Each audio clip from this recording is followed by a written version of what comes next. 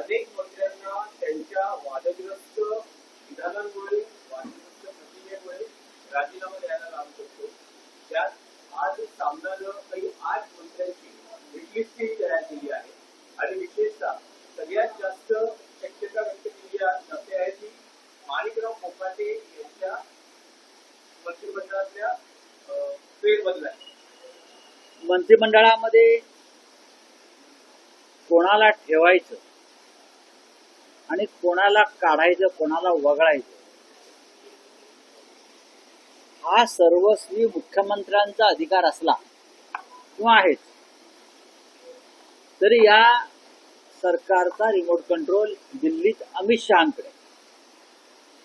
दिल्लीत काल मुख्यमंत्री दिल्लीत गेले एका कार्यक्रमासाठी, पण त्यांचा मुख्य हेतू हा या मंत्रिमंडळामध्ये जे काय सध्या गोंधळाचं वातावरण सुरू आहे आणि त्यांच्या नियंत्रणाबाहेर स्थिती गेलेली आहे, त्या संदर्भात मार्ग काढण्यासाठी मी गेल्या काही दिवसापासून सांगतो की या मंत्रिमंडळातले 4 मंत्री जाणार आहेत. संजय शिरसाट एक मंत्री आहेत मला वाटतं, त्यानंतर माणिक कोकाटे, योगेश कदम यांचं नाव त्यात जोडलं गेलेलं आहे. बाकीची नावं समोर येत आहेत, पण 4 वरून संपूर्ण मंत्रिमंडळाची सफाई करून एक वेगळ्या चेहऱ्याचं मंत्रिमंडळ आणावं अशी चर्चा दिल्लीत आणि मुख्यमंत्र्यांच्या वर्तुळात सुरू आहे. संजय राठोड यांना सुद्धा जावं.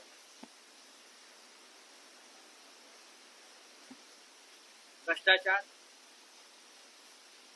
शेतकऱ्यांच्या विरोधी वक्तव्य, लेडीज बार, घोटाळे, पैशाच्या उघड्या बॅगा घेऊन बसणं, याच्यामुळे बिघडलेली प्रतिमा हे आता ओझं देवेंद्र फडणवीस यांच्या कल्पनेपलीकडे गेले. ते ओझं त्यांना आता पेलवत नाही, पण ते फेकताही येत नाही. खरं म्हणजे ज्यांचं 137चं संख्याबळ आहे त्यांना अशा प्रकारे ओझ्यानं वाकून जायची गरज नाही, तरी ते वाकलेले आहे आणि ते त्यांचं काम करत आहे. जसं काल काय झारखंड मधून एक टोळी आली, एक पथक आलं एसीबी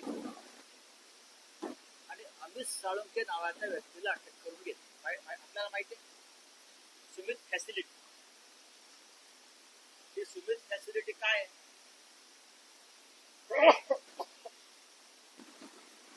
800 कोटीचा अँब्युलन्स घोटाळा जो महाराष्ट्रात झाला, 100 कोटीचा अँब्युलन्सचं टेंडर 800 कोटीला गेलं. हे ते सुमित फॅसिलिटी 108 नंबर अँब्युलन्स आठवत आहे. मी स्वतः हा विषय काढले आणि त्याचे सूत्रधार आम्ही 650 कोटींनी टेंडर वाढवलं. कुठे तुम्हाला अँब्युलन्स दिसत? हा सगळ्यात मोठा घोटाळा वैद्यकीय क्षेत्र. 800 कोटी. हे जे अमित साळुंखे आहेत ते श्रीकांत शिंदे मेडिकल फाउंडेशन जे आहे त्याचा कणा आहे, आर्थिक कणा. मोठ्या प्रमाणात हे सगळे पैसे जे शिंदेकडे वळवले आणि श्रीकांत शिंदे मेडिकल फाउंडेशनकडे वळवले याची चौकशी आता मी करायला सांगितलं. झारखंड मधल्या मध्य घोटाळ्यात काल एक पथक इथे आलं आणि या सुमित फॅसिलिटीच्या अमित साळुंखेला अटक. हा एकनाथ शिंदे आणि श्रीकांत शिंदे यांचा अत्यंत जवळचा माणूस आहे. ही अटक सहज झालेली नाही. सरकारला या पैशाला कुठे पाय फुटलेत, कोणाच्या खात्यात गेलेत, प्रत्यक्ष ते शोधायचे आहे आणि हे धागेदोरे महाराष्ट्राच्या मंत्रिमंडळापर्यंत येतात. या पैशाला कुठे पाय फुटलेत, कोणाच्या खात्यात गेलेत, प्रत्यक्ष अप्रत्यक्ष जे शोधायचं आहे आणि हे धागेदोरे महाराष्ट्राच्या मंत्रिमंडळापर्यंत येतात. हे असे अनेक प्रकार आहेत. हे प्रकरण सोपं नाही आहे. झारखंडमध्ये एक पथक आलं आणि एकनाथ शिंदेच्या अत्यंत जवळच्या म्हणजे त्यांच्या बाळराजांच्या अत्यंत गळ्यातल्या टाईट असलेल्या व्यक्तीला अटक करून घेऊन गेले. हे प्रकरण आता ईडीकडे आणि 800 कोटीच्या घोटाळ्यात सुद्धा हा बाहेर येईल. मध्य घोटाळा बाहेर कोणाचे पैसे किती अडकले आहेत, कोणाचे पैसे कुठल्या मेडिकल फाउंडेशनला गेले, निवडणुकीत किती वापरले, कसे आले, कुठे गेले, हे सगळं आता यातून बाहेर पडणार आहे.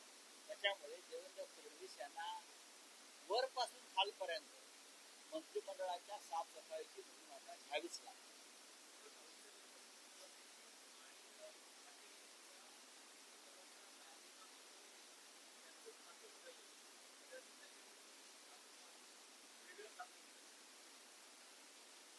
या सगळ्या अफवा आणि तुमच्या अटकळ आहेत. माणिक कोकाटे यांना राजीनामा द्यावा लागेल किंवा त्यांना काढावा लागेल. शेतकऱ्यांचा केलेला अपमान असा खातेबदलात दूर होतो. कृषी मंत्री असताना केलेला गुन्हा त्यांचं फक्त खातं बदलून दूर निघेल पाप. अजित पवार नाही मान्य. स्वतःला शेतकऱ्यांची मुलं समजतात, स्वतःला शेतकरी समजतात. आणि माणिक कोकाटे असतील, संजय शिरसाट असतील, योगेश कदम असतील, संजय राठोड असतील, हे असे सगळे नमुने आपण मंत्रिमंडळामध्ये घेतलेले आहोत. राज्य कसं चालवता येईल? काल हर्षल पाटील या तरुणाने केलेल्या आत्महत्या तुम्हाला विचलित करत नाही आणि हर्षल पाटीलला ठेकेदार होता की नाही याच्यावर संशोधन करून तुम्ही तुमच्यापुढे माहिती आणता. एक तरुण आत्महत्या करतो, त्या तरुणाच्या आत्महत्येमागचं कारण स्पष्ट झालेलं आहे, तरी सरकार ती आत्महत्या नाही हे सांगण्याचा प्रयत्न. इतकं निर्ढावलेलं सरकार या महाराष्ट्रामध्ये का?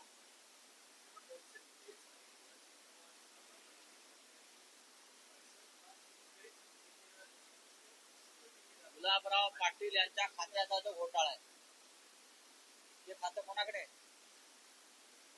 खातं कोणाकडे आहे? आतापर्यंत किती ठेकेदारांनी आत्महत्या केल्या? आतापर्यंत हजारो ठेकेदार रस्त्यावर आले. आतापर्यंत हजारो ठेकेदारांनी जलजीवन मिशनच्या आत्महत्या करू असं आव्हान दिलंय. आतापर्यंत अनेक ठेकेदारांनी मंत्र्यांच्या गाड्या अडवल्या. जळगावात मुख्यमंत्र्यांच्या गाडी कुठे जाळून घेण्याचा प्रयत्न केला. काय सांगतोय तो गुलाबराव पाटील? काय सांगतो? हे राक्षस आहेत सगळे मंत्रिमंडळात, रावण आहेत सगळे. हे कसलं रामाचं राज्य चालवतं? अमित साळुंकेचा विषय लक्षात ठेवा. परत परत सांगतो, Sumit facility, Shrikant Shinde medical foundation मध्ये कशा प्रकारे भ्रष्टाचाराचा पैसा आला, प्रत्यक्ष अप्रत्यक्ष, आणि याच पैशातून झारखंडचा मद्य घोटाळा, त्याच्यामध्ये स्लिपिंग पार्टनर्स कोण आहेत हे सुद्धा लवकरच कळेल.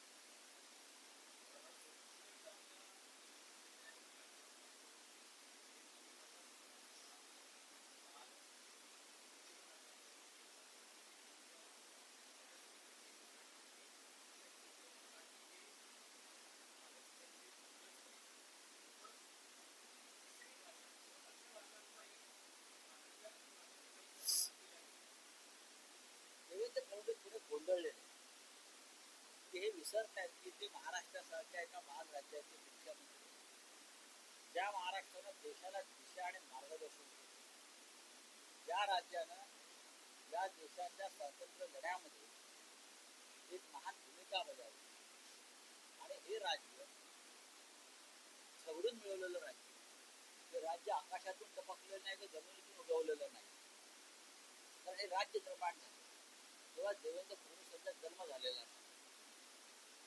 हे राज्य मराठी आहे, मराठी आलंच पाहिजे हे सांगण्यासाठी देवेंद्र फडणवीस यांची गरज नाही. हे राज्य पूर्णपणे मराठी आहे, मराठी होता आणि मराठी राहील. छत्रपती शिवाजी महाराजांची भाषा मराठी होती, मावळ्यांची भाषा मराठी होती, क्रांतिकारकांची भाषा मराठी होती. हे फडणवीसांना माहीत असायला. हे शिवाय विश्वास कधीच केलेला नाही आणि करणारही नाही. हे सुद्धा फडणवीस यांनी समजून घेतलं पाहिजे. त्यांनी दिल्लीचा विचार करू नये, त्यांनी महाराष्ट्राचा विचार करा. आम्ही मराठी लोक सर्वसमावेशक आहोत, म्हणून त्या मुंबईसह महाराष्ट्रामध्ये इतर भाषिक गुण्यागोविंदांना राहतात. मुंबईसह आसपास इतर प्रांतांची सदनं उभी केली आहेत. ओरिसा भवन आहे, उत्तर प्रदेश भवन आहे, अमुक अमुक भवन आहे की नाही? आहेत. हा कमिटीचा हाऊस आहे. फडणवीस हे या वेळेला ह्या त्यांच्या टर्म मध्ये कच्च्या लिंबू सारखे वाटतात.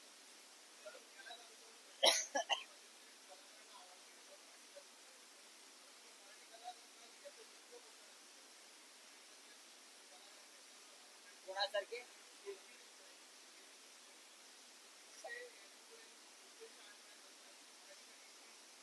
ठीक आहे, तुझ्या मुलांना मराठी शाळेत का असतील तर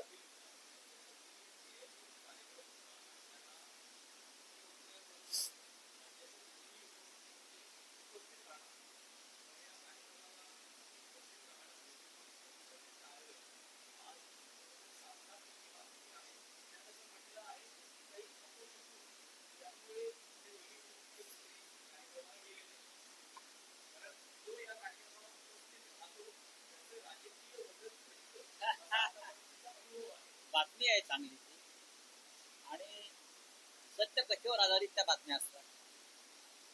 संदर्भ दिलेला आहे, खरं आहे. महाराष्ट्राचे सरकार हे अंधश्रद्धेच्या फेऱ्या धडकले. जे सरकार रेडे कापून सत्तेवरती आलंय ते अशा गोष्टींचा नक्की विश्वास ठेवतात आणि त्यानुसार काम करतात.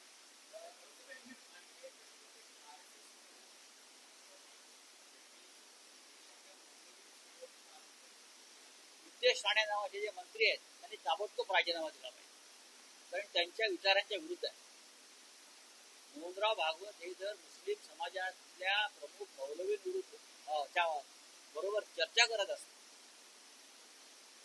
त्यांची मतं समजून घेत असतील, त्यांच्याविषयी सहानुभूती दाखवत असतील, तर नितेश राणेच ना, ते नेहमी ते पिळा लावून बोलतात ते कोण बोलतात. तर त्यांनी ताबडतोब मंत्रिपदाचा अशा लोकांनी राजीनामा दिला पाहिजे, निषेध केला पाहिजे त्यांनी भाजपचा आणि संघाचा. कारण ते त्यांचा जे कठोर विचार आहे हिंदुत्वाचे त्याच्यामध्ये बसत नाही ना. चिटकून बसू नका खुर्शीला. धर्मासाठी हिंदुत्वासाठी राजीनामा द्या ताबडतोब. मोहन भागवतांचा निषेध करा, तरच तुम्ही खरे हिंदुत्ववादी. या देशामध्ये मुसलमान समाज मोठ्या प्रमाणात राहतो. त्यांच्या पुढे पाकिस्तानात जायचा पर्याय होता, त्यांनी भारत हा आपला देश मानला. या देशाच्या स्वातंत्र्य लढ्यामध्ये भारतीय जनता पक्ष नव्हता. या देशाच्या स्वातंत्र्य लढ्यामध्ये गांधीजींच्या खांद्याला खांदा लावून, हिंदूंच्या खांद्याला खांदा लावून मुस्लिम समाज होता. अनेक मुस्लिम कार्यकर्ते वीर जे फासावर गेले, अशफाकुल्ला खान असतील, अनेक अशी नावं आहेत जे फासावर गेले. अंदमान मधली यादी काढा, त्यांच्यामध्ये काही वाईट प्रवृत्ती असतील त्या दूर केल्या. महाराष्ट्राच्या संयुक्त महाराष्ट्राच्या लढ्यामध्ये अमर शेख सारखे बरं का लोक काम करत होते. अमित दलवाई सारखे मुस्लिम समाजातले लोक हे इथे मोठं समाज सुधारण्याचं काम करत होते. हे या लोकांनी समजून घेतलं पाहिजे. जे वातावरण बिघडवत आहेत ना, मोहनराव भागवत यांच्या कार्याचं स्वागत केलेलं आहे. राष्ट्र एक ठेवायचं असेल, राष्ट्रीय एकात्मता जपायची असेल तर हिंदुत्वाबरोबर इतर समाजांना सामावून घेतलं पाहिजे. पण हे जे काही फडणवीस मंत्रिमंडळात किंवा योगीच्या मंत्रिमंडळाचे लोक बसले आहेत ना, त्यांना हे मान्य नसेल भागवतांचं कार्य, सरसंघचालकांचा विचार आणि तर त्यांनी राजीनामा दिला. आणि महाराष्ट्रात नितेश राणे या मंत्र्यांना ताबडतोब राजीनामा दिला पाहिजे. नुसता वाटण्यासारखा उडत असतो तो हिंदुत्वाचा विचार, वाटाण्यासारखा. त्याचे जुने फोटो बघा, मी मला कुठे दाखवले, नमाज पडतोय, रोजा सोडतोय, आणि त्याचे वडील मिया नारायण राणे. काय मला सांगताय तुम्ही? लोकांना फसवताय का? महाराष्ट्र या देशाला दिशा देणार मुसलमान समाज मोठ्या प्रमाणात राहतो. त्यांच्या पुढे पाकिस्तानात जायचा पर्याय होता. त्यांनी भारत हा आपला देश मानला. या देशाच्या स्वातंत्र्य लढ्यामध्ये भारतीय जनता पक्ष नव्हता. या देशाच्या स्वातंत्र्य लढ्यामध्ये गांधीजींच्या खांद्याला खांदा लावून, हिंदूच्या खांद्याला खांदा लावून मुस्लिम समाज होता. अनेक मुस्लिम कार्यकर्ते वीर जे फासावर गेले, अशफाकुल्ला खान असतील, अनेक अनेक अशी नावं आहेत जे फासावर गेले. अंदमान मधली यादी काढा, त्यांच्यामध्ये काही वाईट प्रवृत्ती असतील त्या दूर केल्या. महाराष्ट्राच्या संयुक्त महाराष्ट्राच्या लढ्यामध्ये अमर शेख सारखे बरं का लोक काम करत होते. अमित दलवाई सारखे मुस्लिम समाजातले लोक हे इथे मोठं समाज सुधारण्याचं काम करत होते. हे या लोकांनी समजून घेतलं पाहिजे. जे वातावरण बिघडवत आहेत ना, मोहनराव भागवत यांच्या कार्याचं स्वागत केलेलं आहे. काल राष्ट्र एक ठेवायचं असेल, राष्ट्रीय एकात्मता जपायची असेल तर हिंदुत्वाबरोबर इतर समाजांना सामावून घेतलं पाहिजे. पण हे जे काही फडणवीस मंत्रिमंडळात किंवा योगीच्या मंत्रिमंडळाचे लोक बसले आहेत ना, त्यांना हे मान्य नसेल भागवतांचं कार्य, सरसंघ चालकांचा विचार आणि तर त्यांनी राजीनामा दिला. आणि महाराष्ट्रात नितेश राणे या मंत्र्यांना ताबडतोब राजीनामा दिला पाहिजे. नुसता वाटाण्यासारखा उडत असतो तो हिंदुत्वाचा विचार, वाटाण्यासारखा. त्याचे जुने फोटो बघा, मी मला कुठे दाखवते, नमाज पडतोय, रोजा सोडतोय, ते आणि त्याचे वडील मिया नारायण राणे. काय मला सांगताय तुम्ही? लोकांना फसवताय का? महाराष्ट्र या देशाला दिशा देणारं राज्य.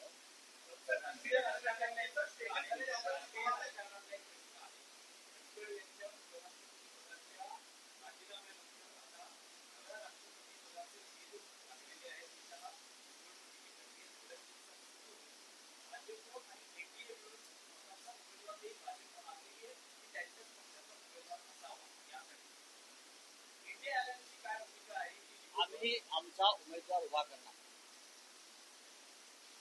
हे साधारण आमची आता चर्चा सुरू आहे. समोरून कोण उमेदवार येतो, हे समोरून कोणत्या बाहुला येतोय, जी बाहुलं बसवतील त्या महत्वाच्या पदावर, त्यानंतर आम्ही आमचा उमेदवार ठरवू.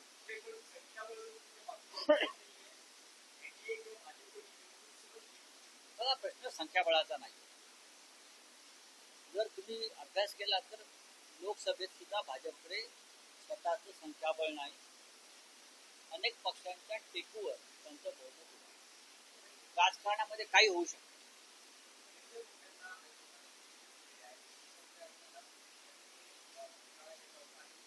मला माहिती. चला बोलिए.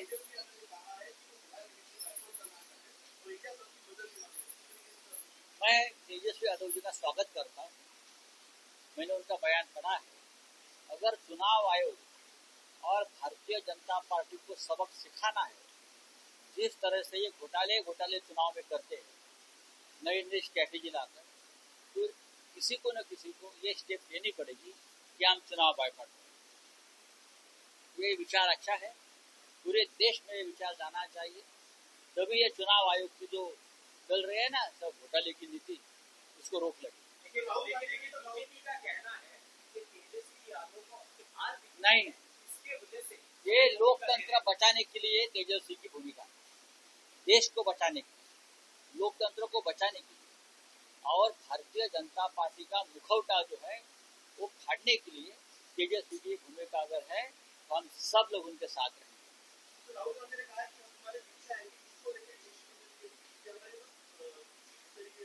हम सब तेजस्वी के साथ रहेंगे.